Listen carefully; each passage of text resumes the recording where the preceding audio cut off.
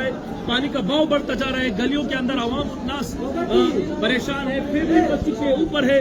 हमने rescue team के लिए भी कॉल किया, डीसी साहब को कॉल किया, टाउन चेयरमैन को कॉल किया, एसएचओ साहब को कॉल किया कि रेस्क्यू टीम में 4 भेजा जाए ताकि ये जो सोरागोड़ा के पीछे जो आबादी है ये इनके जाने बच जाए।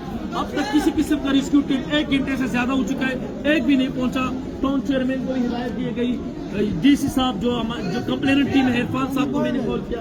अभी तक पानी का बहाव बढ़ता जा रहा, आप देख सकते हो। अब यहाँ पहले यहाँ पे 4 फुट का पानी, तकरीबन 2.5 फुट पानी था, अभी तकरीबन 4 फुट तक हो गया। और साथ ही साथ ये घरों के अंदर पानी जा रहा है। इस समय मेरा देख सकते हैं हमारे वार्ड है, वार्ड तमिया का जमीन एक पूरी फैमिली 25 अफराद से भी ज्यादा है वो फंस चुके, उसका वर्षा यहाँ करे है, मुझे ठीक है। हमने कोशिश की तैरने के थ्रू पे जाए, लेकिन पानी का बहाव तैरने के लोगों को खींचता जा रहा है। ये भाई और मैं हम दोनों तैरने के, मैंने कहा कुछ तो जाने बचा है, लेकिन पानी का प्रेशर करते हैं कि हमको भी खींचते लेके जा रहे हैं, क्योंकि इस साइड पे नदी है, नदी में प्रेशर से पानी जा रहा है। खुदारा फौरी तौर पर यहाँ पे रेस्क्यू टीम भेजे।